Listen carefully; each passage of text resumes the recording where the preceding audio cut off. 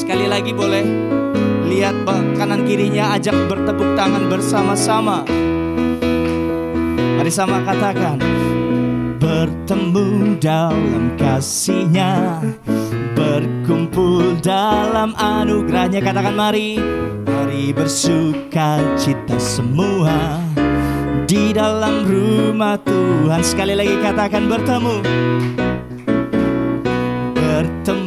dalam kasih-Nya, berkumpul dalam anugerah-Nya.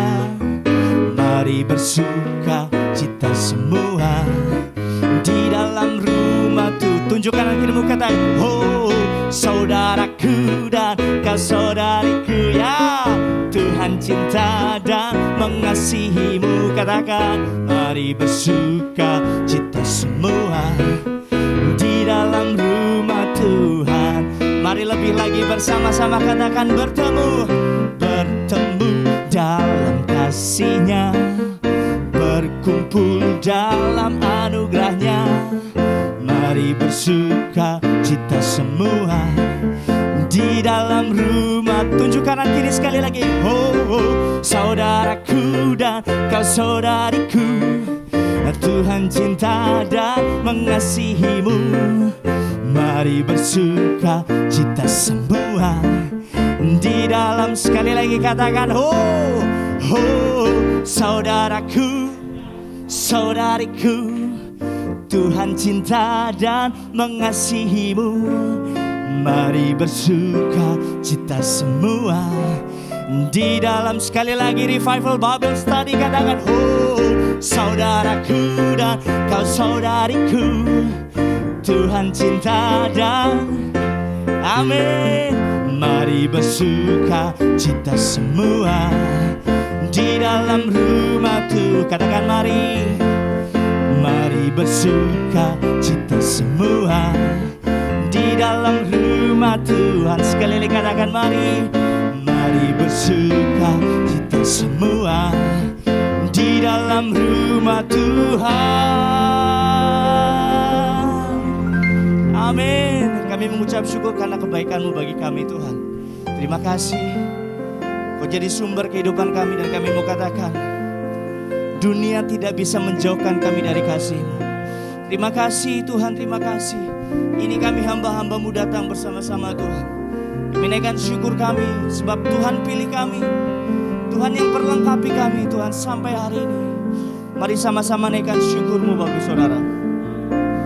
Terima kasih Tuhan, terima kasih, terima kasih Tuhan. Tuhan baik,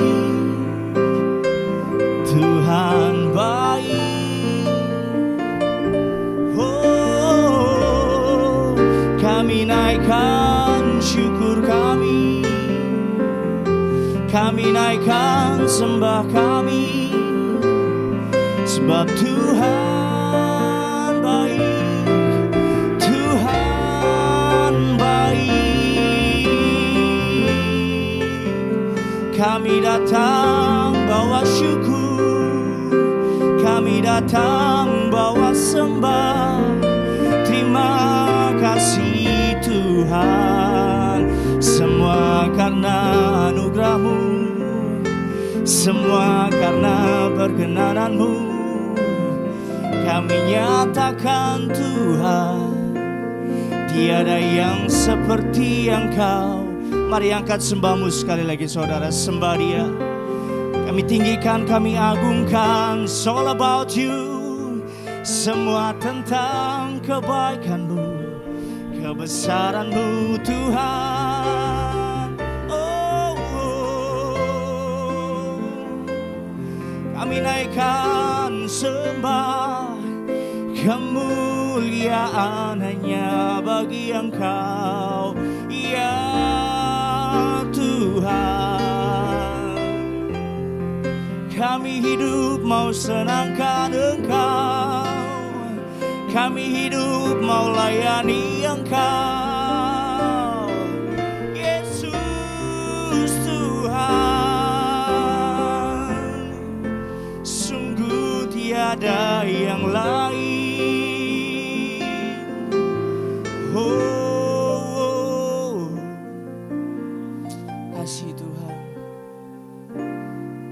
kasih Tuhan. Mari temukan kami yang datang, membawa hati kami untuk mempersembahkan hidup kami jadi persembahan yang berkenan bagimu Tuhan. Terima kasih. Kalau ku hidup bagimu, hatiku tetap menyembahmu. Dunia tak bisa menjauhkanku dari kasih-Mu.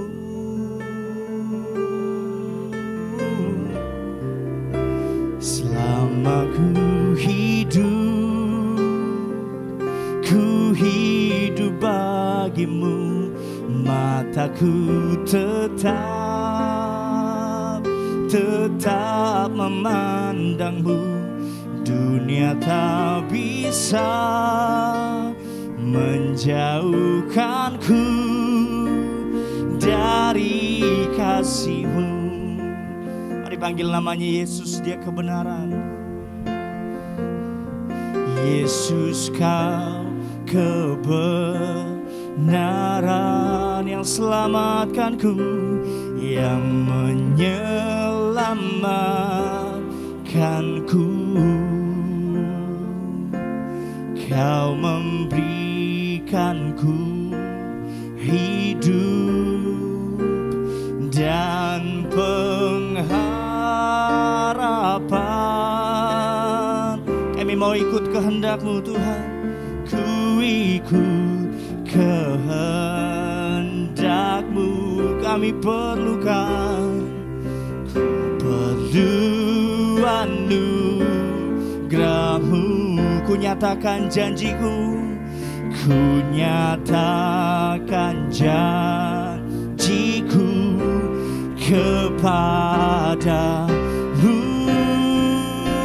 Oh Tuhan, kalau ku hidup bagimu, hatiku tetap menyembahmu.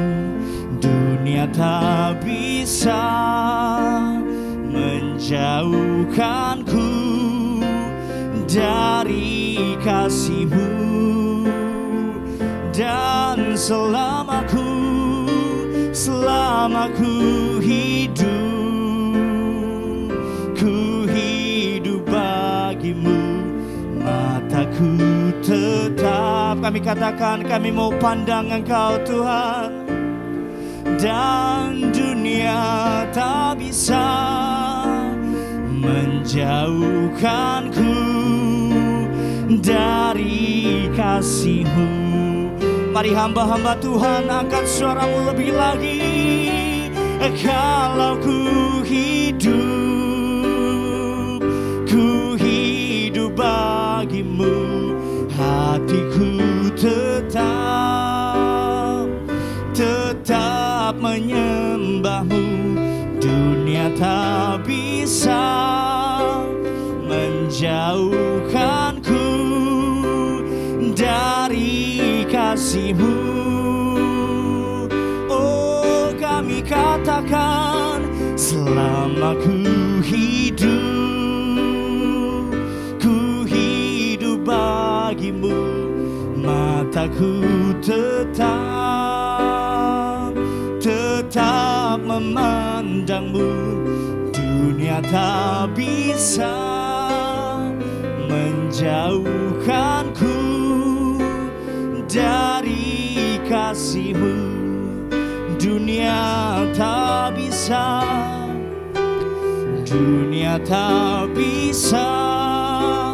menjauhkanku dari kasih-Mu. Dan dunia tak bisa, ini pernyataan kami Tuhan, dunia tak bisa menjauhkanku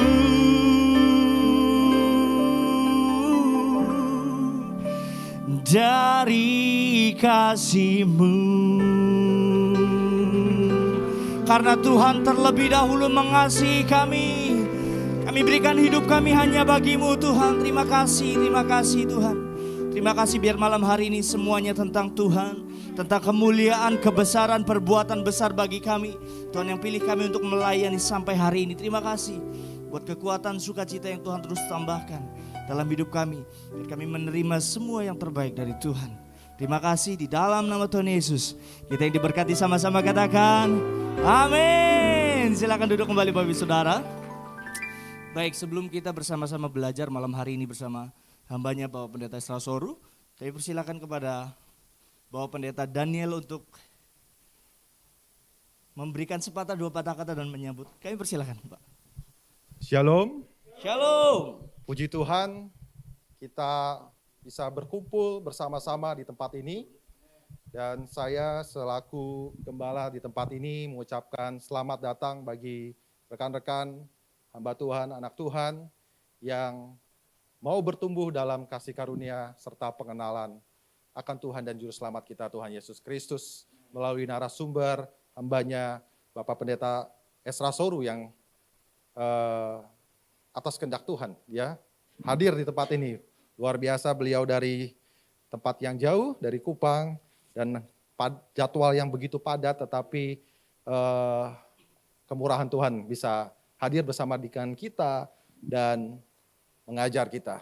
Terima kasih dan saya kembalikan kepada MC atau WL. Semua kemuliaan bagi nama Tuhan kita Yesus Kristus. Terima kasih. Kita kasih tepuk tangan sekali kepada Bapak Saudara. Baik, sekali lagi kita juga akan memberikan tepuk tangan untuk Bapak Pendeta Yosuayan. Sekali lagi kita sambut untuk memberikan kata sambutan Pak. Kalau saudara sering nonton Ngobras ya beliaulah MC-nya, moderatornya dan yang suka kasih pertanyaan yang susah-susah sama Pak Esra pastinya. Silakan Pak. Bukan cuma Ngobras tapi kita juga terima bordir saudara. Shalom Bapak Ibu Saudara. Tak kenal maka tak sayang, yang belum kenal perkenalkan nama saya Yosua Yan Herianto, panggilannya Yosua, nama panjangnya sebetulnya Yosua Uwa saudara.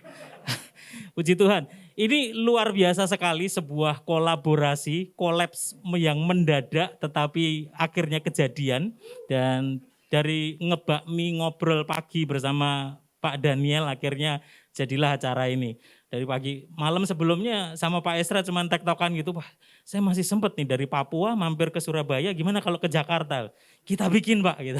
Karena saya percaya, saya ngelihat, saya ngikuti, cuman melihat dari sosial medianya, ngobrol juga sama Pak Ferry, Chandra juga yang pernah ke sini, kehausan, kerinduan akan pengajaran, saya percaya ini menjadi pilar dari gereja ini. Karena gereja tanpa satu pengajaran yang benar akan kebenaran firman Tuhan, hari-hari ini banyak penyesat di luar sana, ada begitu banyak pengajaran yang mungkin seakan-akan, sepertinya kita menuju ke sesuatu yang benar, tetapi tanpa kita sadari dasarnya bukan berangkat murni dari Alkitab. Tapi malam ini kami juga punya program bersama Pak Esra namanya Ngobras, Ngobrol Alkitab Santai. Jadi sekalipun topiknya berat, kami hari ini lagi bahas tentang doktrin Allah Tritunggal, tetapi disampaikan dengan santai supaya lebih nangkep, lebih ngegong, lebih gampang gitu saudara. Bapak Ibu Saudara juga bisa ikuti dari YouTube Pak Esra Soru, juga dari RCC, itu Revival Community Channel, sebuah channel untuk pembelajaran tentang kebenaran firman Tuhan. Puji Tuhan, akhirnya malam ini bisa kejadian kolaborasi antara RCC Jakarta dengan TCC, nggak jauh-jauh saudara ya. Revival dan transform, wah luar biasa. Saya percaya tidak ada satupun yang kebetulan dalam hidup orang percaya saudara. Dan ini bukan akhir, ini baru awal, nantikan episode selanjutnya. Sesuai judulnya hari ini, dialah sungai singa dari Yehuda. Yuk kita bangkit berdiri sekali lagi sebelum kita mulai. Kita nyanyiin lagu jadul sekali ini saudara. WL senior. Kita sekarang coba ngecek apakah ini petobat baru atau enggak. Kalau petobat lama pasti tahu lagu ini. Yang setuju katakan amin. Yang setuju katakan yes. Tepuk tangan buat Tuhan kita. Dialah singa dari Yesus, patahkan belenggu, bebaskan kita, dia gunung batu keselamatanku, kekuatanku, datangku pada waktu lemah, menara di waktu perang. Sama-sama katakan, oh pan umatnya. Sekali lagi sama-sama sambil ngingat katakan, dialah singa dari. Sesuai judulnya hari ini saudara, bebaskan kita gunung batu, keselamatanku, kekuatanku pada waktu lemah, oh menara di waktu perang. Sama-sama, oh dia pengpan umatnya. Sekali lagi sama-sama katakan, dialah singa dari Yehuda. Bebaskan dia gunung batu, keselamatanku, oh, kekuatanku pada waktu lemah, menara di waktu perang. Sama-sama katakan, oh dia pengharapan umatnya. Katakan, oh dia pengharapan, oh dia pengharapan umatnya. Sekali lagi katakan lebih keras, oh.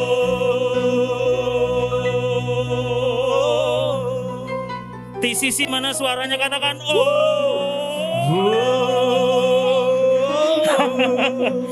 dia pengharapan umatnya.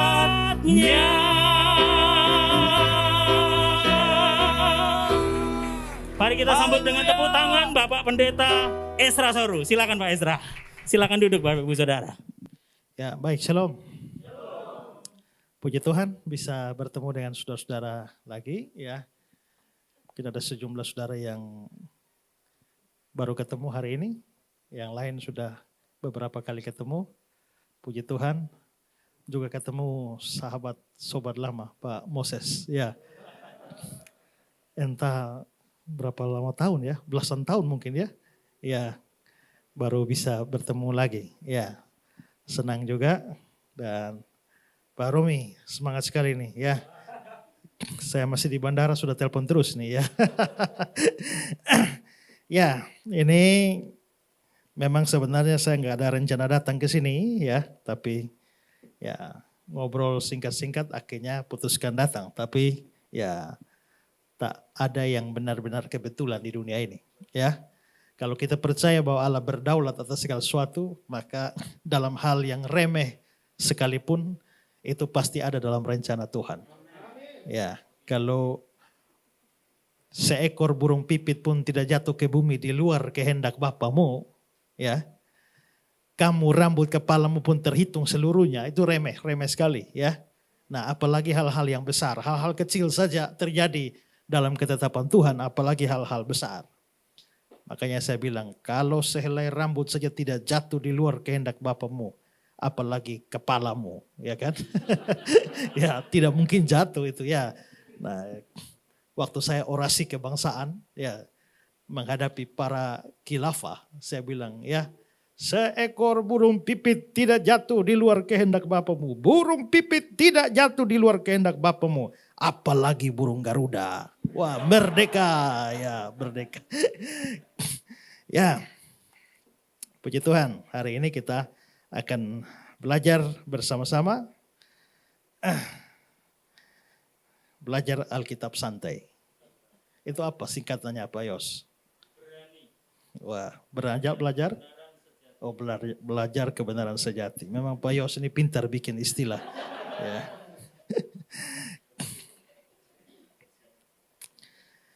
Oke, kita akan belajar firman Tuhan. Mari sekali lagi kita berdoa. Tuhan, kami sekarang mau belajar firman-Mu. Kami sadar kami terbatas dalam pikiran, pengertian, pemahaman. Jikalau Roh Kudus yang telah mewahyukan firman-Mu sehingga ditulis oleh para penulis kitab suci, kiranya Roh yang sama memberikan iluminasi, penerangan kepada kami, singkapkanlah kebenaran firman-Mu sehingga kami bisa memahaminya, berikan hati kami sukacita di dalam belajar firman Tuhan.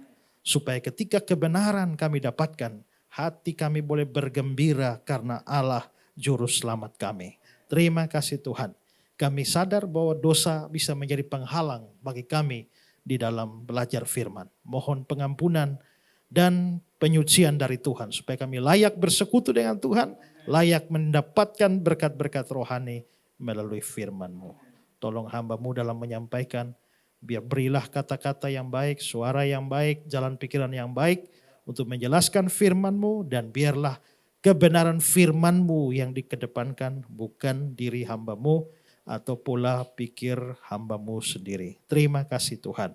Semua peralatan yang kami pakai untuk menunjang pemberitaan firman Tuhan ini, Tuhan boleh pakai semua dan jauhkan dari kerusakan, kemacetan, gangguan apapun. Sehingga firman ini bisa kami terima dengan baik. Terima kasih Tuhan.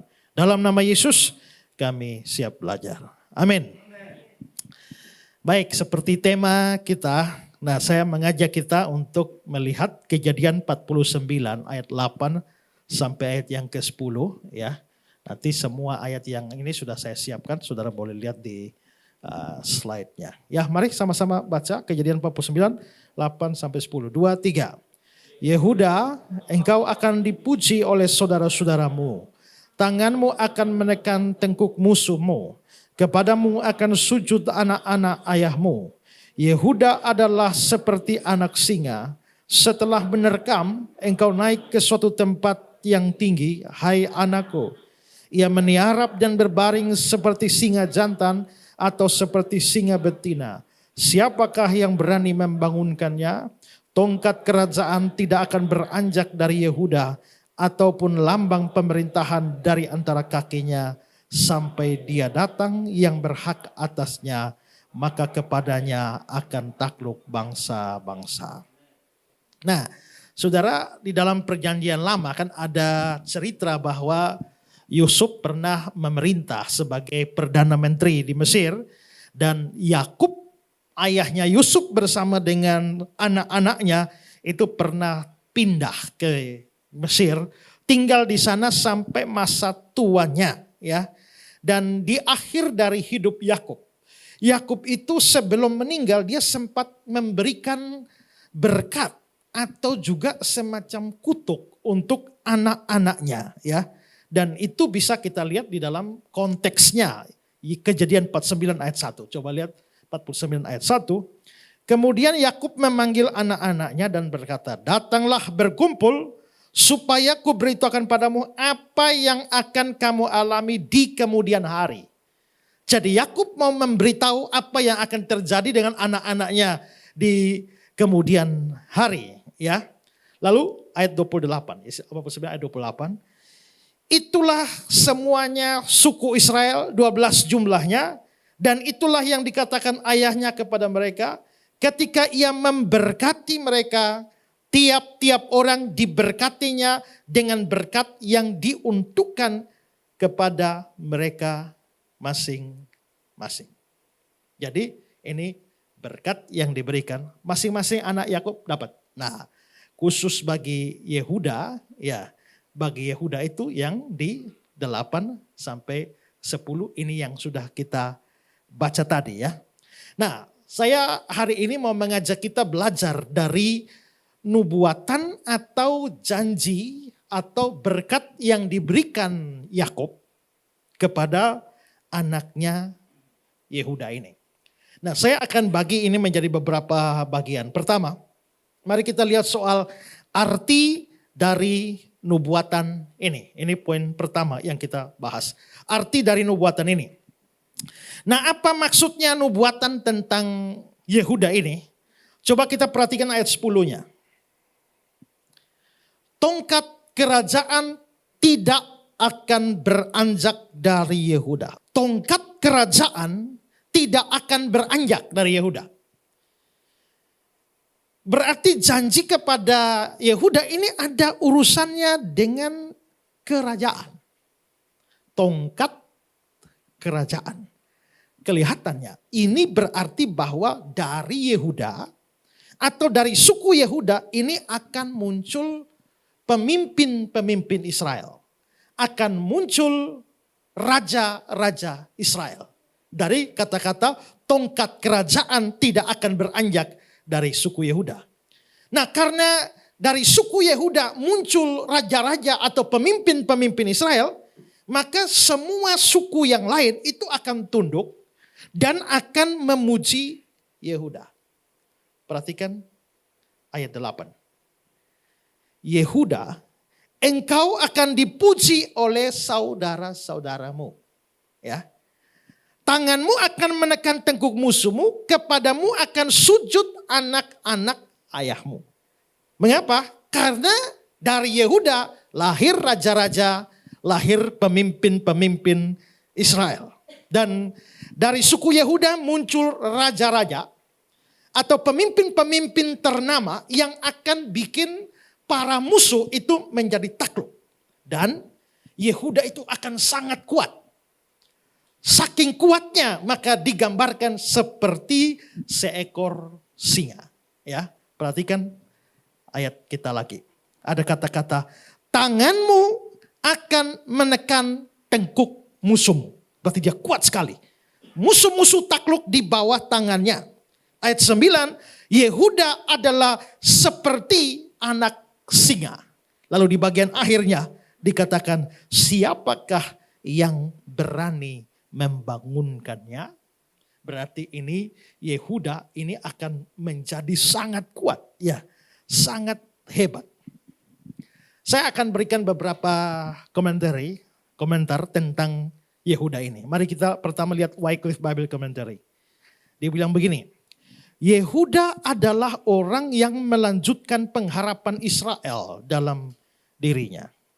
Tanpa memiliki hak kesulungan, martabat luar biasa, ataupun kekuatan rohani, dia akan tampil sebagai pemimpin yang berkuasa atas sebuah umat yang akan mengagumi dan memuji dirinya dengan penuh semangat. Dia akan ditakuti oleh musuh-musuhnya, sebab bagaikan seekor singa, dia akan terus mengejar mangsanya sehingga mencapai kemenangan. Kemudian setelah ia menyelesaikan tugasnya, dia akan kembali untuk beristirahat di dalam bentengnya di gunung sehingga dia akan sulit untuk dikalahkan. Dia akan memegang dengan kuat tongkat kerajaan yang melambangkan kekuasaan selaku seorang pejuang, raja dan hakim. Bangsa mana saja dapat berbahagia, aman dan terhormat jika Yehuda menjadi pemimpin dan pelindungnya. Ini luar biasa berkat buat Yehuda. Dari The New Bible Commentary. The New Bible Commentary. Kepemimpinan gemilang atas Israel yang diberikan kepada Yusuf pada zamannya itu akan mengambil bentuk kerajaan di Yehuda dalam bangsa Daud.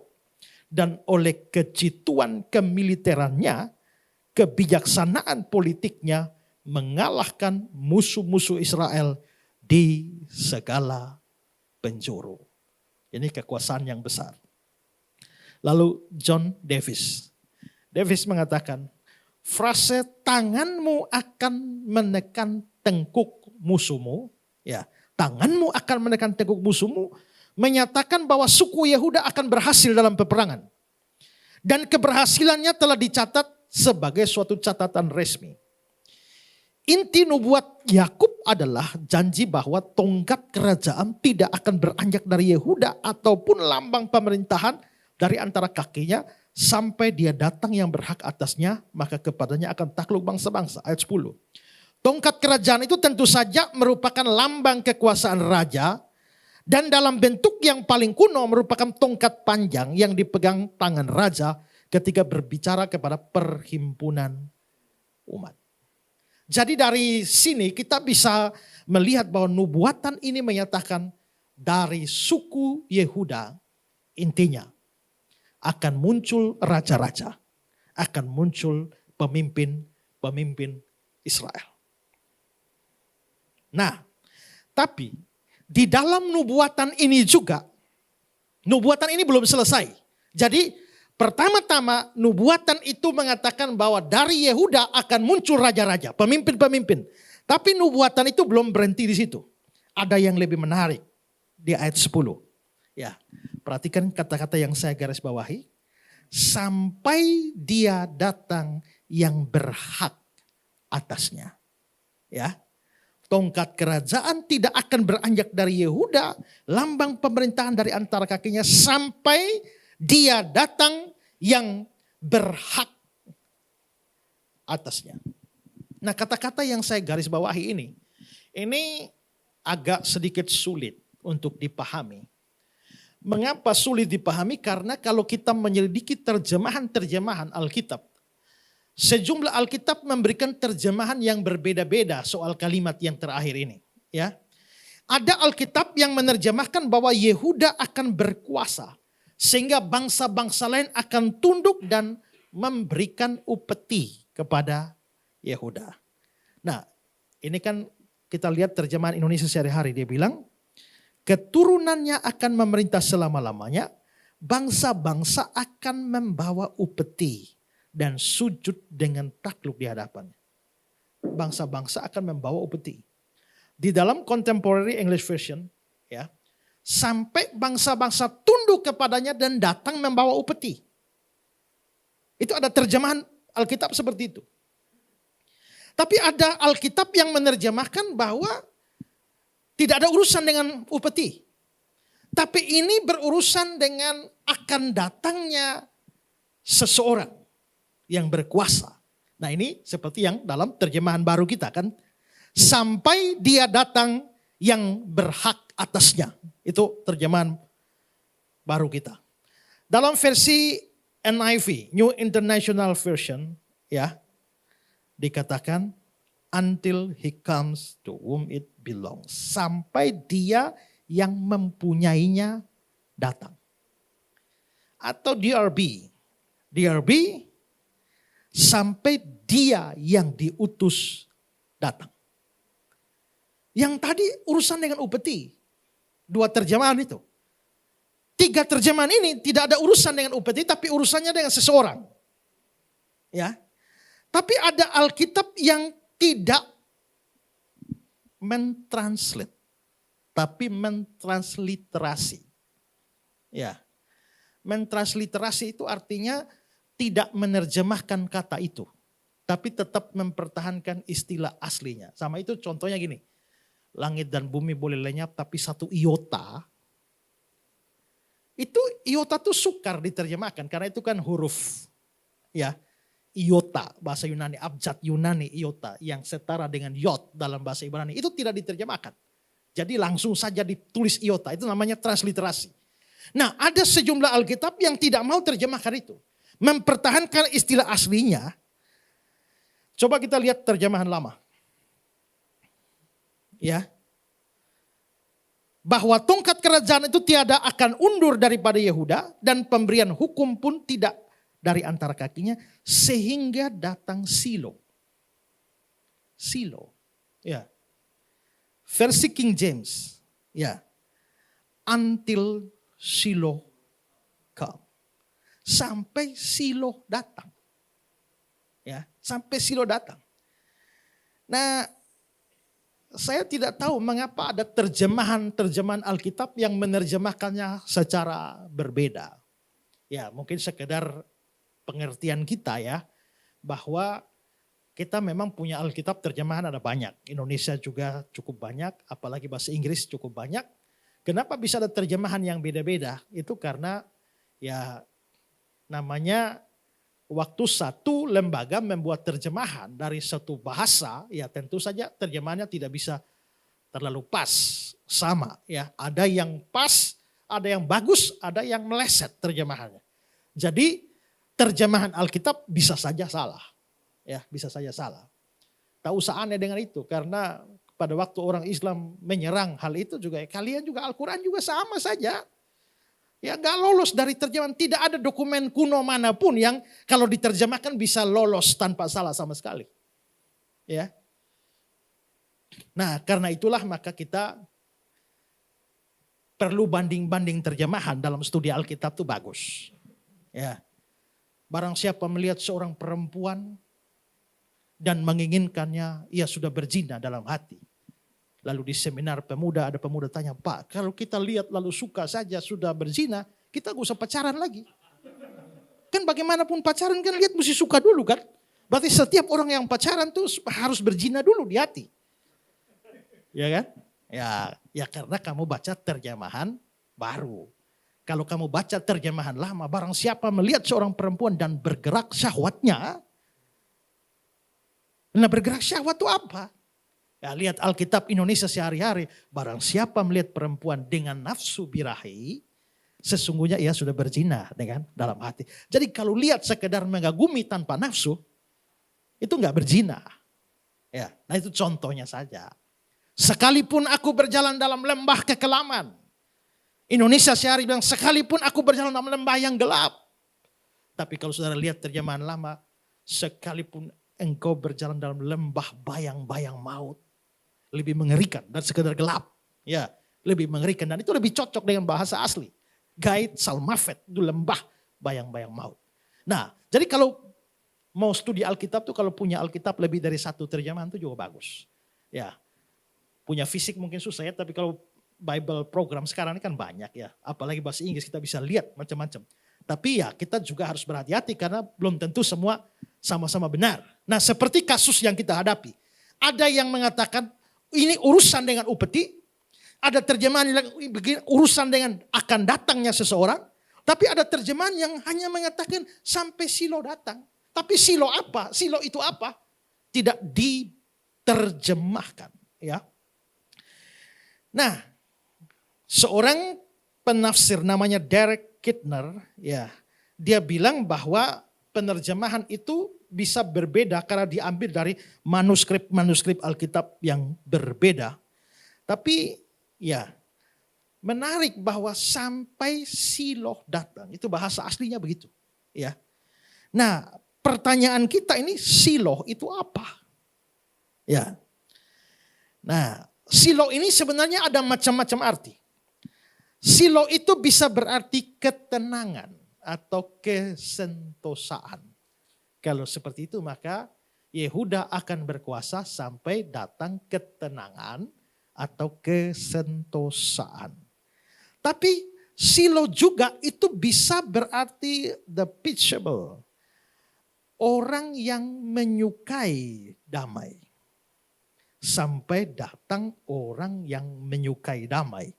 Tapi Silo itu juga bisa berarti pembawa damai atau orang yang membawa damai. Jadi Yehuda akan berkuasa, tongkat pemerintahan tetap pada kakinya sampai datang orang yang membawa damai. Sampai Silo datang. Saya berikan komentar dari Cale and the Leeds. Dia bilang begini. Kata Silo diturunkan dari kata salah yang berarti tenang, menikmati ketenangan atau keamanan. Silo tidak harus menunjuk pada tempat, tapi bisa menunjuk pada orang, manusia damai, atau pembawa damai. Nah, kalau ini artinya, maka nubuatan ini bisa berarti apa? Bisa berarti bahwa dari suku Yehuda akan muncul raja-raja, akan muncul pemimpin-pemimpin, dan mereka akan sangat berkuasa sampai kedatangan seorang manusia damai. Atau kedatangan seorang pembawa damai, seorang yang membawa ketenangan, kesentosaan, di mana kalau orang itu datang, semua bangsa takluk kepadanya. Ini nubuatan. Ya. Dan kalau dilihat kitab Kejadian ditulis oleh Musa 1500 sebelum Masehi, berarti ini nubuatan ini sudah 1500 tahun sebelum kelahiran Yesus. Ya, itu sudah sangat lama. Nah sekarang kita akan melihat penggenapan dari nubuatan ini. Ini hal yang kedua yang kita bahas, penggenapan dari nubuatan ini.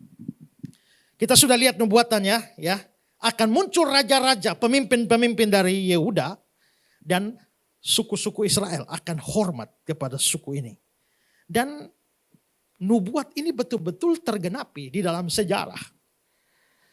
Pada zaman Musa, ya, Yehuda sudah menduduki tempat yang utama di antara suku-suku Israel. Mereka lah yang mempunyai laskar terbanyak. Dari seluruh suku, Yehuda punya laskar terbanyak yang berjalan keluar pada peristiwa Eksodus. Keluaran itu ya. Coba kita lihat Bilangan 2 ayat 9. Jumlah orang yang dicatat dalam laskar Yehuda, menurut pasukan-pasukan mereka, ada 186.400 orang. Mereka lah yang terdahulu berangkat.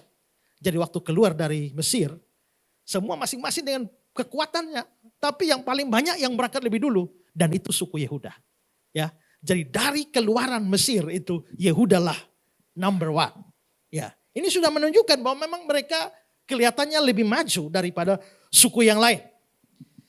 Lalu setelah Yosua mati, yang pertama menyerang Kanaan itu orang Yehuda. Waktu penaklukan Kanaan. Mari kita lihat Hakim-Hakim 1 ayat 1 sampai 2. Sesudah Yosua mati, orang Israel bertanya kepada Tuhan, siapakah daripada kami yang harus lebih dahulu maju menghadapi orang Kanaan untuk berperang melawan mereka? Firman Tuhan, suku Yehuda lah yang harus maju. Sesungguhnya telah kuserahkan negeri itu ke dalam tangannya, tangan suku Yehuda. Jadi mereka tanya Tuhan, siapa yang maju duluan? Tuhan bilang Yehuda maju. Berarti lagi-lagi Yehuda muncul sebagai number one. Ya, number one di antara orang-orang Israel. Pada zaman hakim-hakim misalnya, ya, hakim pertama Otniel itu asli dia bersuku Yehuda. Itu nampak dalam Hakim-Hakim pasal 3 ayat 9. Dan Otniel ini punya adik Kaleb. Dan menurut Yosua 15 ayat 13, Kaleb juga bersuku Yehuda. Jadi ini pemimpin, ya. Ini kan bicara pemimpin. Jadi hakim-hakim waktu keluar dari Mesir Yehuda, waktu menaklukkan Kanaan Yehuda. Waktu hakim-hakim memerintah Yehuda. Lalu Alkitab mencatat ada perang saudara di antara suku-suku Israel melawan suku Benyamin. Ya, yang dalam hakim-hakim itu. Dan dalam perang saudara melawan suku Benyamin itu, coba lihat Hakim-Hakim 20 ayat 18. Lalu orang Israel berangkat dan maju ke Betel. Di sana mereka bertanya kepada Allah, siapakah dari kami yang lebih dahulu maju berperang melawan Bani Benyamin? Jawab Tuhan, suku Yehuda lebih dahulu. Wah, nah jadi Tuhan memang mau Yehuda lebih dulu. Kenapa? Karena itu janji nubuatan. Yehuda akan menjadi terdahulu, menjadi pemimpin. Maka Tuhan dalam kasus-kasus itu menentukan Yehuda harus lebih dulu. Selanjutnya, mari kita lihat 1 Tawarik 28 ayat 4. Namun Tuhan Allah Israel telah memilih aku ini Daud, dari antara segenap puakku untuk menjadi raja atas Israel selama-lamanya. Dia telah memilih Yehuda menjadi pemimpin dan puakku dari antara kaum Yehuda. Artinya apa? Artinya Daud itu memang suku Yehuda. Tadi dalam nubuatan itu bahwa pemimpin-pemimpin raja-raja itu datang dari Yehuda. Dan sekarang Daud jadi raja Israel. Dan jelas Daud berasal dari suku Yehuda. Mungkin ada yang bertanya, tapi kan Daud itu kan raja kedua. Bagaimana dengan Saul? Kan Saul raja pertama. Tapi Saul bukan suku Yehuda. Saul itu suku Benyamin. Kenapa? Kok ada raja bukan dari suku Yehuda? Karena urusan Benyamin itu kasus khusus. Urusan Saul itu kasus khusus. Tuhan belum mau kasih raja. Ya. Tapi Israel menuntut jadi raja. Harus punya raja. Tuhan sudah kasih tahu Samuel, beritahu mereka konsekuensi kalau punya raja. Setelah diberitahu konsekuensinya, mereka tetap nekat harus dapat raja. Akhirnya Tuhan bilang, sudah ambil Saul aja. Dan kita tahu bahwa ternyata Saul bukan orang percaya sungguh-sungguh kan. Ya, Saul pada akhirnya ya justru lebih merusak Israel ketimbang membangunnya. Jadi ingat baik-baik itu. Pada waktu orang ngotot minta Tuhan, Tuhan bisa kabulkan. Untuk menghukum. Ya. Itu mungkin kayak Jakarta. Ya. Tuhan bisa kasih pemimpin yang jelek. Sebagai bentuk hajaran kepada mereka yang terlalu ngotot, paksa. Ya. Karena itu kalau doa jangan paksa Tuhan. Karena kalau Tuhan sampai kabulkan, itu artinya bencana. Ya. Kadang-kadang justru ketika Tuhan tidak mengabulkan, itu justru berkat. Itu berkat. Ketimbang mengabulkan justru bencana. Makanya saya bilang, kita mesti bersyukur. Karena punya Tuhan yang bisa menjawab dan mengabulkan doa. Sekaligus punya Tuhan yang mampu untuk tidak menjawab dan tidak mengabulkan.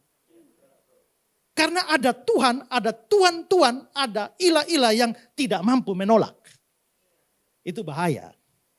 Dalam mitologi Yunani misalnya ada Dewi Aurora yang dari kalangan dewa main ke bumi lalu ketemulah seorang pemuda tampan bernama Titorus. Ya. Lalu jatuh cintalah Aurora kepada Titorus. Mau kawin tapi ini dari kalangan dewa-dewa, ini manusia biasa. Dan dari dewa-dewa itu kekal tidak mati sedangkan Titorus ini manusia biasa yang mati. Lalu dia menghadap dewa kepala dan minta bapaknya supaya bisa berikanlah saya mau kawin dengan Titorus. Tapi dewa kepala tidak bisa. Karena kita itu kekal sedangkan manusia itu mati. Lalu Aurora bilang, tapi dengan kuasamu bukankah engkau bisa membuat Titorus itu tidak mati? Didesak akhirnya dewa tidak bisa menolak dan mengabulkan permohonan Aurora. Sampai diberikanlah hidup kekal tidak bisa mati buat Titorus. Sehingga akhirnya kawinlah Aurora dengan Titorus. Dan mereka menjalani hidup rumah tangga mereka. Tapi ingat, Titorus tidak bisa mati lagi. Yang dia minta supaya diberikan hidup kekal, diberikan. Sayangnya dia lupa minta awet muda. Akhirnya makin hari Titorus makin tua, makin menyusahkan. Sampai tidak bisa jalan lagi, tidur, makan, bangun, buang air di tempat tidur. Tapi tidak mati-mati juga. Hari itu Aurora sadar bahwa pemberian jawaban terhadap permohonannya bukan berkat, tapi bencana. Ya, jadi anak Tuhan harusnya adalah kalau minta pada Tuhan, jangan kehendakku jadi, kehendakmu jadi. Dan kalau Tuhan bilang tidak, maka bersyukurlah. Saya kadang-kadang pikir gini loh. Yusuf itu di perjanjian lama dulu ya. Memang Alkitab tidak catat bahwa dia berdoa. Tapi dia sebagai orang percaya menurut saya dia pasti berdoa. Waktu dia masuk lubang sumur, kira-kira dia berdoanya gimana? Tuhan, keluarkan saya dari lubang sumur ini kembali ke rumah Bapa. Kalau dia paling-paling Tuhan jawab doanya, keluarkan dari lubang sumur kembali ke tangan Yakub, ya paling-paling tetap jadi anak Papa. Ya. Habis itu dikeluarkan, dijual ke Mesir, jadi budak di rumah Potifar. Ya. Jadi budak di rumah Potifar, pasti berdoa. Ya. Pasti berdoa, tapi Tuhan gak kabulkan. Kalau Tuhan kabulkan dia supaya lepas dari rumah Potifar, ya paling-paling jadi pengangguran di Mesir. Waktu difitnah istri Potifar, mau masuk penjara. Dia pasti berdoa, Tuhan lepaskanlah hamba-Mu dari penjara ini. Seandainya Tuhan lepaskan dia dari penjara, jadi apa dia? Ya, tapi Tuhan tidak kabulkan. Justru tidak kabulkan itulah ketemu juru minum, juru roti, dan ujung-ujungnya ketemu Firaun, lalu jadi Perdana Menteri. Dia menjadi Perdana Menteri karena ada begitu banyak doa yang Tuhan tidak kabulkan. Ya. Seandainya Tuhan kabulkan, gak jadi apa-apa dia. Karena itu, kalau Tuhan kabulkan doa bersyukur, Tuhan tidak kabulkan bersyukur juga. Ya, amin. Begitu. Dan jangan ngotot. Karena kalau ngotot Tuhan bisa lakukan sama seperti Israel ini. Ya. Sama seperti Israel. Kasih raja yang buruk. Yang sebenarnya bukan raja sesuai dengan nubuatan yang akan turun dari Yehuda. Tapi setelah Israel dihajar dengan raja yang jelek dan Saul lengser, maka Tuhan memberikan seturut dengan nubuatan itu, yakni dari Yehuda, dan dia berikan Daud. Dari Daud, lalu Salomo. Sudah pasti kalau Salomo anak Daud, maka pasti dari suku Yehuda juga. Nah, dalam nubuatan kepada Yehuda dikatakan Yehuda akan berkuasa sampai Shiloh datang. Sampai datang Shiloh, seorang manusia damai atau seorang pembawa damai. Apakah ini sudah tergenapi? Siapa dia? Kelihatannya Salomo. Coba lihat 1 Tawarik 22. Sesungguhnya seorang anak laki-laki akan lahir bagimu. Ia akan menjadi seorang yang dikaruniai keamanan. Ini janji pada Daud ya, keturunan Daud berarti dari Yehuda, Salomo kan. Jadi ini kan juga keturunan Yehuda. Ia akan menjadi seorang yang dikaruniai keamanan. Aku akan mengaruniakan keamanan kepadanya dari segala musuhnya di sekeliling. Dia akan bernama Salomo. Dari nama Salomo saja sudah damai. Salomo, Salom, Salam, Salim, Salem.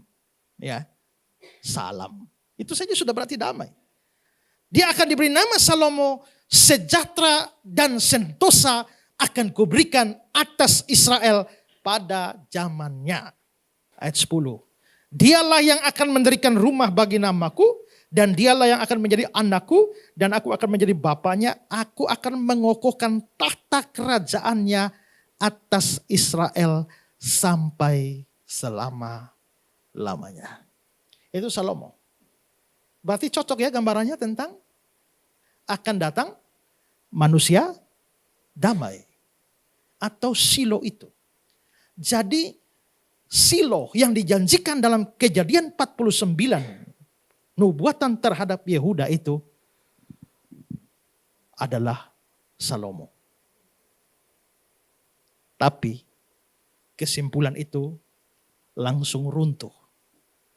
Kalau kita tahu kisah selanjutnya yang terjadi apa. Justru ketika Salomo mati, malah kerajaan Israel pecah. Ya, kita tahu dari sisi sejarah, kerajaan Israel, begitu Salomo mati, Israel jadi dua. Kerajaan Israel dan kerajaan Yehuda. Pecah bagi dua. 10 suku di sebelah ikut Israel. 2 suku yaitu Yehuda dan Benyamin. Di sebelah suku Yehuda. Maka Israel pindah pusat keagamaannya di Samaria. Sedangkan Yehuda tetap di Yerusalem. Belakangan karena orang-orang Lewi tidak punya suku, punya tanah. Maka mereka bergabung ke Yehuda ini. Dan kita lihat juga dari sisi sejarah, datang bangsa Asyur menghabisi 10 suku ini, ya, dan dibuang tidak pernah kembali lagi. Ya kan? Hilang suku Israel yang hilang. Entah hilang di mana. Orang Batak Toba bilang mereka itu adalah keturunan Israel yang hilang. Di NTT ada orang Rote bilang mereka keturunan Israel yang hilang. Kemarin saya dari Papua, ya, itu juga mengklaim karena mereka ada suku namanya suku Dani. Suku Dani dan mereka anggap itu suku Dan. Ya, maka keturunan Israel. Bahkan di Papua tuh berdiri satu lembaga yang namanya Zion Kids. Dan mereka percaya bahwa mereka turunan Israel dan mereka sangat fanatik dengan Israel. Sangat fanatik luar biasa. Ya. Ya. Ya. Ya, bahkan ada gereja yang mau dirikan gereja mau pasang bendera Israel. Dan bahkan mereka, ya, sejumlah orang-orang dalam pemerintahan itu mau dukung Israel dengan sumbang untuk pembangunan Bait Allah 3 Israel. Saya bilang itu ngawur dan orang Kristen gak boleh dukung pembangunan Bait Allah 3. Kenapa? Karena gini loh, ya, Tuhan waktu sudah pernah nubuatkan kan, ya, bahwa satu hari Bait Allah itu akan hancur. Tapi sebelum itu pada waktu namanya Bait Allah ada pelatarannya, ada ruang kudusnya, ada ruang maha kudusnya. Di antara ruang kudus, ruang maha kudus itu terbentang tirai. Dan di ruang maha kudus dianggap sebagai tempat Allah. Dan manusia tidak bisa masuk ke tempat Allah hanya melalui perantaraan imam besar. 1 tahun 1 kali bawa darah, percik. Maka sepanjang tirai itu masih ada, itu artinya jalan kepada Allah masih tertutup. Karena itu begitu Yesus mati, dia robek tirai bait Allah itu, robek bagi 2. Dengan korban darah, artinya jalan kepada Allah yang tadinya masih tertutup, sekarang melalui kematian Kristus sudah dibuka.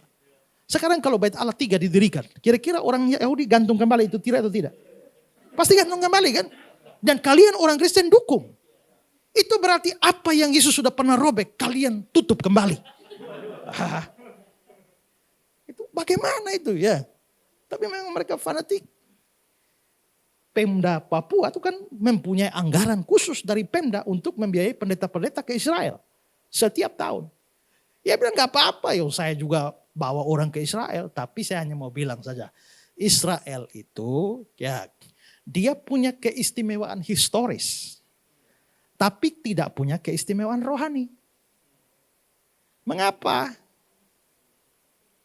Orang Islam kalau sembahyang istimewanya kan Mekah. Maka mereka kiblat ke Mekah. Orang Yahudi itu istimewanya Yerusalem. Makanya kiblatnya ke Yerusalem. Orang Samaria pusatnya di Nablus. Gunung Gerisim.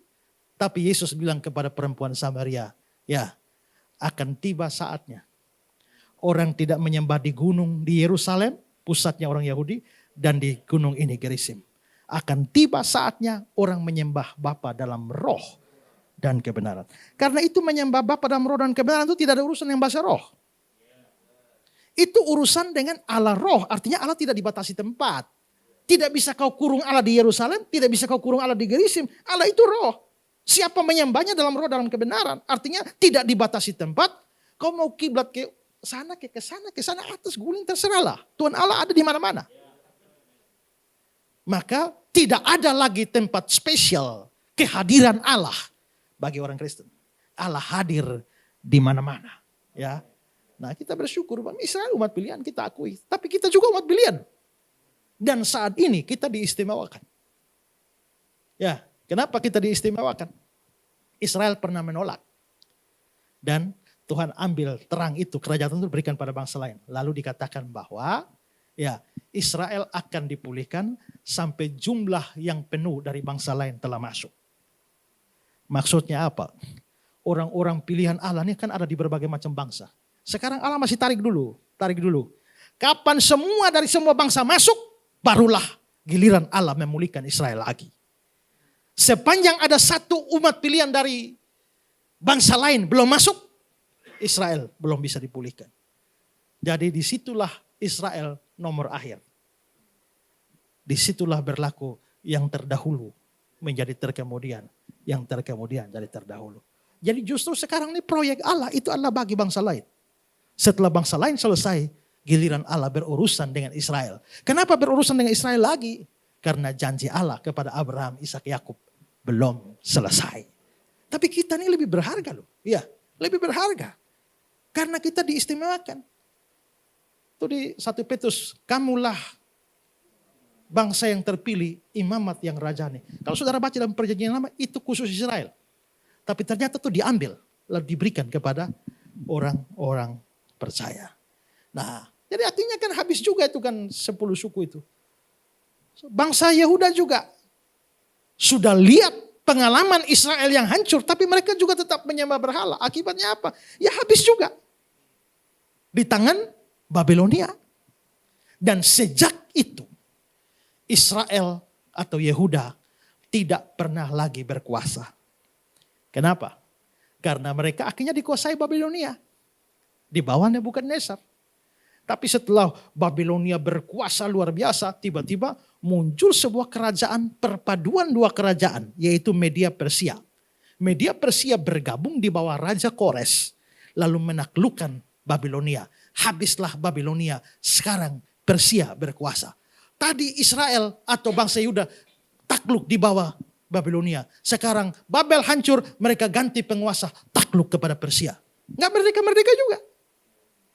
Ya, Persia menjadi besar.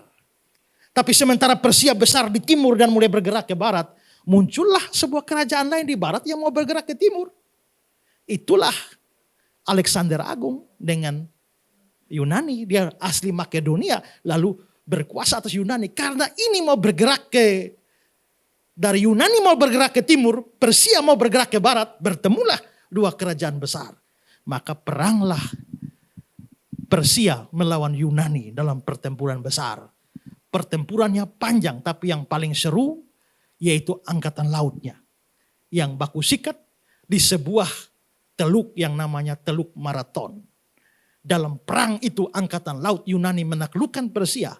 Lalu seorang tentara Yunani langsung lari dari Teluk Marathon non-stop menuju ke Athena mengabarkan kemenangan. Sejak hari itu lari jarak jauh non-stop disebut lari maraton. Yunani berkuasa. Maka Yunani berkuasa, sekarang giliran bangsa Yehuda dan Israel pindah lagi ditaklukkan Yunani. Ya, ditaklukkan Yunani. Nah, tapi ternyata Alexander yang Agung yang begitu hebat mati muda. Umur 30-33 tahun mati. Akibatnya kerajaannya yang besar dipecah bagi 4. Untuk 4 jenderalnya. Nah, rupanya sudah bagi 4. Tapi mereka perang di antara mereka tidak habis-habisnya. Terutama Mesir dan Syria. Yang akhirnya melahirkan Antiochus Epiphanes itu. Ya. Nah, sementara itu sudah berkuasa. Sudah makin lama karena perang saudara makin lemah. Saat itulah kekuatan Roma muncul lagi. Ya, kekuatan Roma muncul lagi. Singkat cerita menaklukkan Yunani. Romawi berkuasa. Maka Israel pindah lagi di bawah Roma. Maka begitu masuk perjanjian baru, Roma yang berkuasa. Nah, Roma berkuasa. Hanya dikasihlah raja wilayah seperti Herodes. Ya, tapi kekuasaan dipegang oleh para prokurator Roma yang banyak. Salah satunya yang terkenal adalah Pontius Pilatus.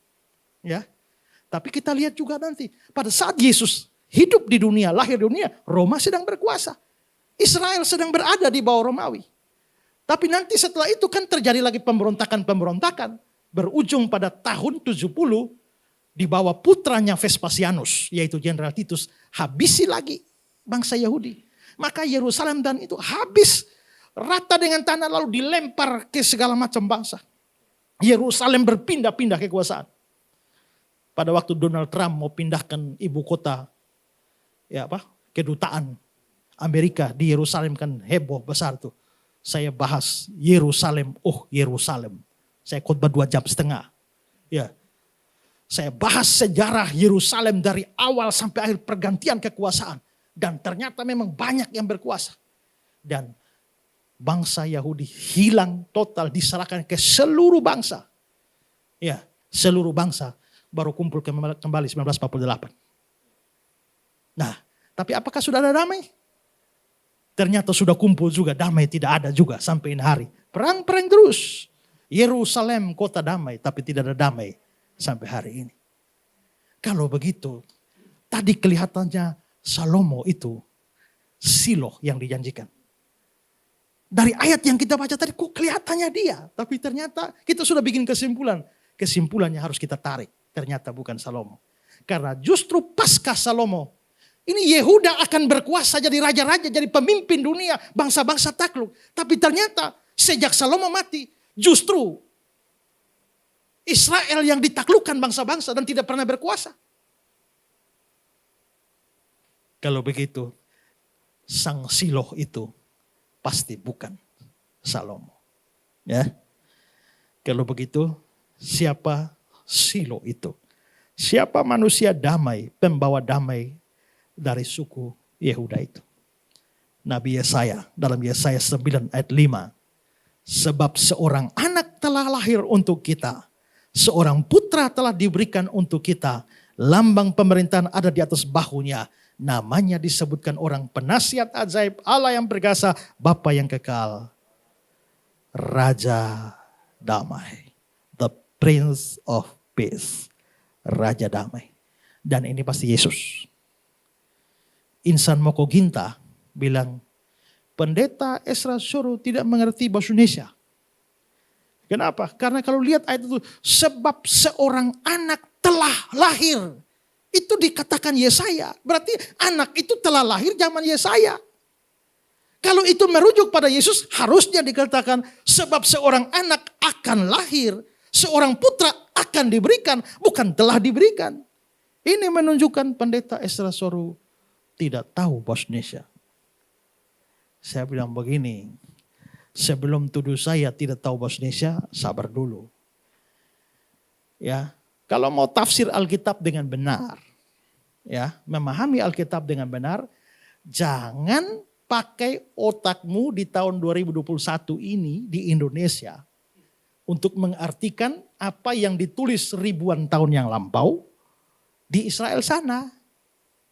Karena pola pikir bisa berbeda. Ya, kita waktu saja, kita kan pergantian tanggal tuh pukul 00. Orang Yahudi pergantian waktu tuh pukul 6 sore. 6 sore itu ganti hari. Itu aja sudah beda. Ya.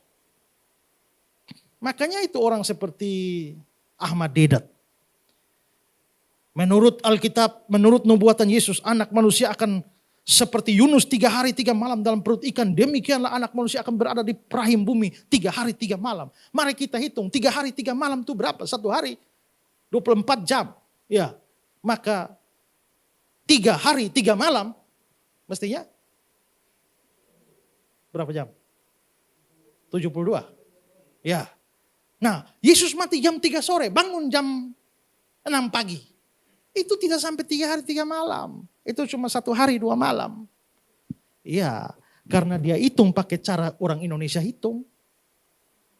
Iya, bahkan sebenarnya dalam Indonesia pun hitung tidak selalu begitu kok. Saya pernah masuk hotel jam 10 malam. Keluar jam 2 siang berikut. Begitu keluar, mereka tagih 2 hari. Bayaran 2 hari. Saya 2 hari bagaimana? 1 hari 24 jam. 2 hari 48 jam. Coba kau hitung dari 10 malam sampai 2 pagi. Oh, tidak bisa Pak. Ya, begitu Bapak masuk jam 10 malam itu sudah hitung 1 hari. Harus check out jam 12. Begitu lewat 12 sampai jam 2 siang itu sudah masuk hari kedua. Biarpun hanya lewat 2 jam itu dianggap 1 hari. Orang Yahudi juga begitu. Biarpun tidak sampai 24 jam, sisa 3 jam di hari Jumat sore sampai jam 6 sore, hanya sisa 3 jam mereka anggap 1. Sepanjang hari 1 dianggap 1. Hari Minggu setengah hari dianggap 1. Oh 3 hari 3 malam. Itu cara berpikir mereka. Saya waktu masuk sekolah teologi pertama kali, lihat ada kawan datang. Saya tanya, kamu datang kapan? Kita datang kemarin. Kau datang dari siapa? Kita datang sendiri. Saya bingung. Kok kita datang sendiri? Kalau kita harusnya tidak bisa sendiri. Ya kan? Lama-lama saya sadar dia orang Manado. Jadi kalau omong saya itu kita. Oh, kalau mau memahami bahasa orang Manado, berpikirlah seperti orang Manado. Begitu. Ya. Pergi ke Medan, naik motor. Motor itu mobil. Yang disebut mobil itu namanya kereta. Jadi kalau datang dengan mobil namanya datang dengan kereta. Maka kamu datang dengan apa? Dengan kereta. Hai, kau punya kereta? Ya. Maksudnya kereta umum atau kereta pribadi? Kereta pribadi. Hebat, kaya sekali orang ini punya kereta. Mau terima atau tidak terima, itulah pola pikir mereka. Nah kita harus mengerti orang Ibrani dong cara berpikirnya.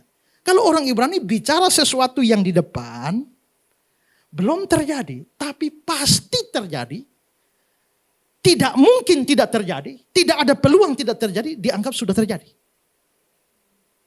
Coba perhatikan ya, saya kasih perbandingan. Yesus bilang, Abraham bapamu akan melihat hariku. Dan dia telah melihatnya. Pertanyaannya akan melihat atau telah melihat?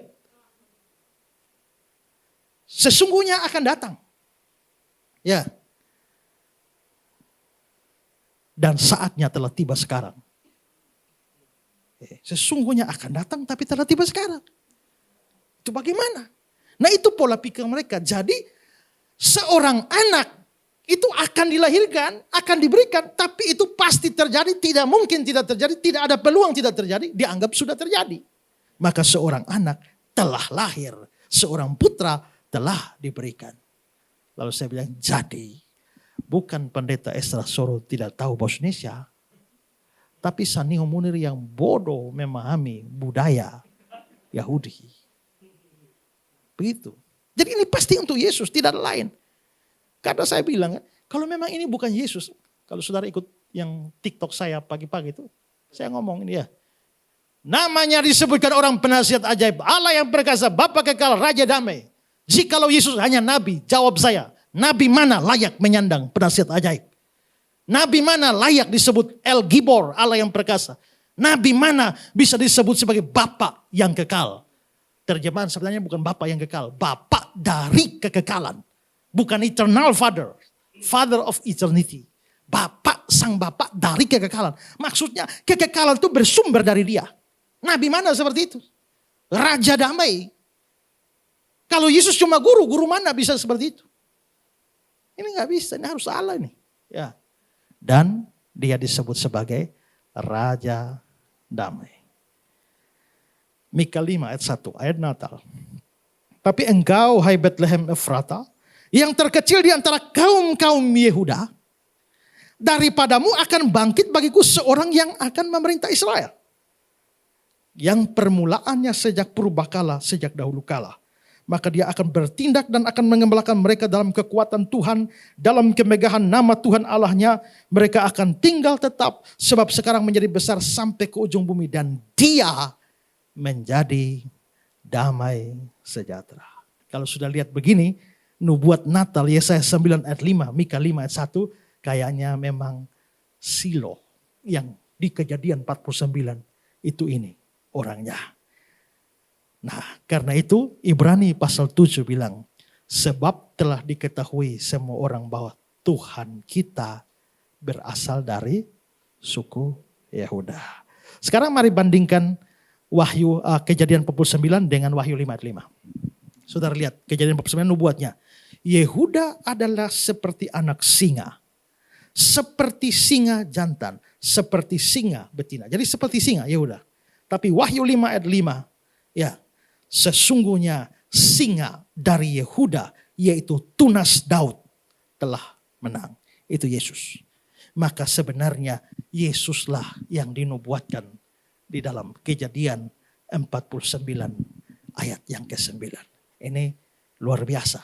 Bahwa itu berarti bahwa Yesus datang ke dunia itu bukan dadakan. Itu rencana kekal Allah. Ya. Allah telah merencanakan jauh sebelumnya, bahkan di kitab pertama dari Alkitab kita sebenarnya sudah dipenuhi sejumlah janji tentang kedatangan Yesus. Yesus inilah yang menjadi raja di atas segala raja, di mana seperti nubuat di dalam Kejadian 49 itu, semua bangsa di bumi akan takluk kepada dia. Wahyu 19 ayat 16. Dan pada jubahnya dan pahanya tertulis suatu nama, yaitu Raja segala raja, Tuhan segala Tuhan. Dan Filipi 2 ayat 10-11. Ya, supaya dalam nama Yesus bertekuk lutut segala yang ada di langit, di atas bumi, di bawah bumi, dan segala lidah mengaku Yesus Kristus adalah Tuhan. Maka inilah penggenapannya. Ya, inilah penggenapan dari nubuat itu. Sekarang, yang ketiga, Yesus sebagai pembawa damai. Karena Yesus adalah Silo itu. Maka sampai Silo datang, yang membawa damai itu datang. Itu berarti kedatangan Yesus memang untuk membawa damai. Ya, itu muncul dalam banyak hal. Kita sudah lihat ayat tentang Raja damai tadi ya. Dan pada waktu Natal yang pertama, para gembala melihat malaikat memuji Allah. Lukas 2 ayat 14. Ya, damai sejahtera di bumi di antara manusia yang berkenan kepadanya. Dan Yesus juga berkata, Matius 11. Ya, tadi kan Silo itu juga berarti apa? Sentosa. Ya, sejahtera. Dan Yesus bilang, marilah kepadaku semua yang letih lesu berbeban berat. Aku memberikan sentosa kepadamu. Kelegaan. Rest, istirahat kepadamu. Ya. Lalu di ayat yang ke-29. Jiwamu akan mendapatkan ketenangan. Ya. Dan ada Yohanes 14 ayat 27. Damai sejahtera kuberikan padamu tidak seperti damai yang diberikan dunia. Ada 2 Korintus 5 ayat yang ke-19. Allah telah mendamaikan dunia dengan dirinya melalui Kristus. Berarti sebenarnya damai. Kristus itu Raja Damai. Kalau Kristus itu Raja Damai, maka dia pasti bikin proyeknya harus proyek damai. Ya, maka proyek dia itu adalah proyek damai. Nah, bikin damai apa saja si Raja Damai ini? Pertama, yang pertama damai antara manusia berdosa dengan Allah. Ya, coba lihat di dalam Roma 5 ayat 1. Sebab itu kita yang dibenarkan karena iman, kita hidup dalam damai sejahtera dengan Allah. Nanti kalau saudara baca ayat-ayat selanjutnya dia bilang, kita dulu waktu kita masih seteru. Berarti sebenarnya orang yang di luar Kristus itu musuh Allah. Ya, semua orang agama lain itu musuh Allah yang tidak percaya Yesus. Termasuk semua orang Kristen yang belum terima Yesus, hanya KTP-nya saja Kristen. Itu musuh Allah. Baru berdamai dengan Allah waktu dia ada dalam Kristus. Kemarin di Papua saya bilang begini, dengar baik-baik.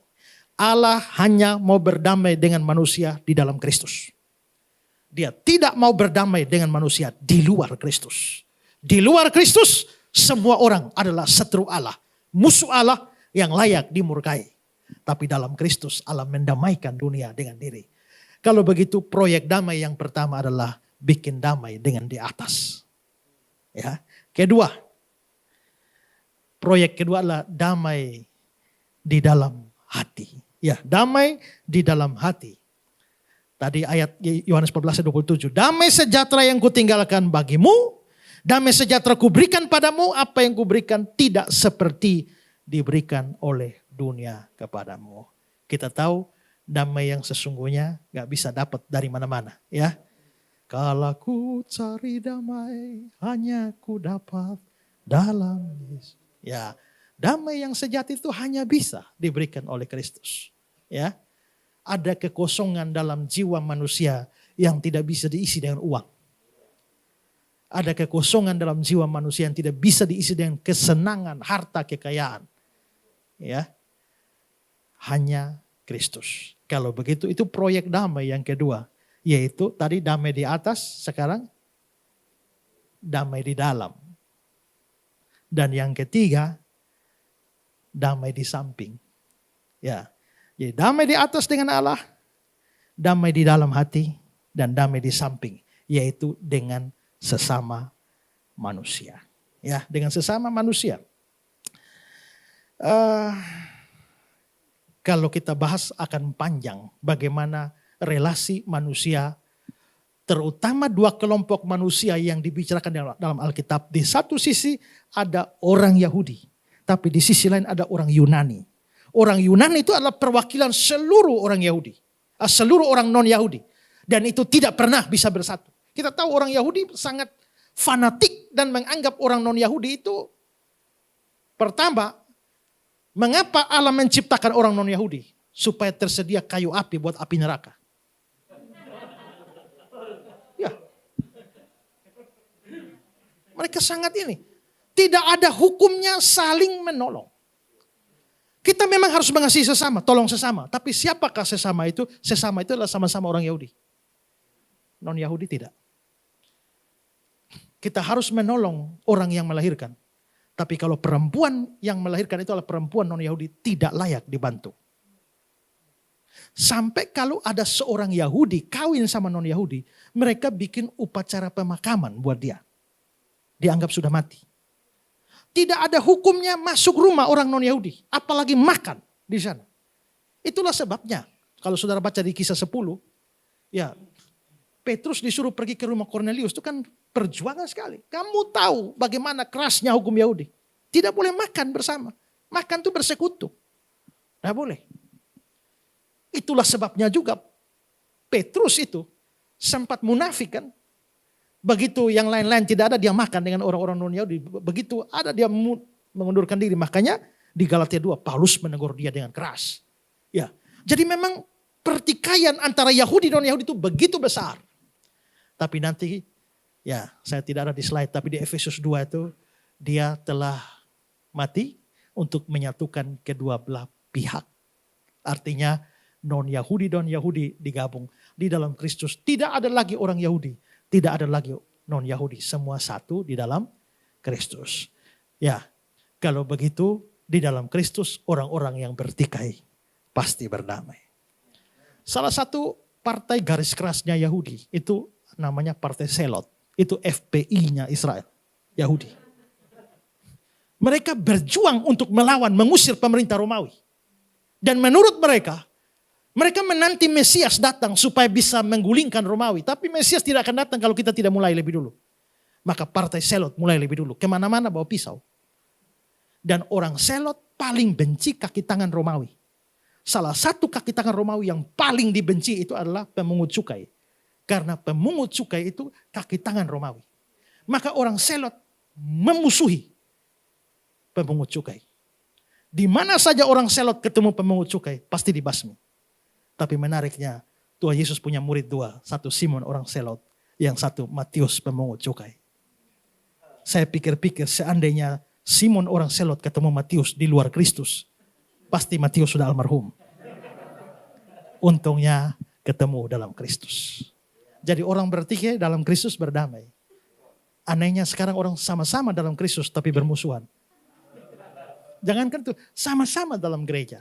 Sama-sama pelayanan, tapi bermusuhan. Kristus datang, bikin damai dengan di atas, damai dengan di samping, dan damai di dalam. Itu proyek damai. Ya. Hari Minggu kemarin saya khotbah di gereja Papua. Kasih Natal. Dari Natal kita belajar prinsip kasih. Pertama, kasih itu action.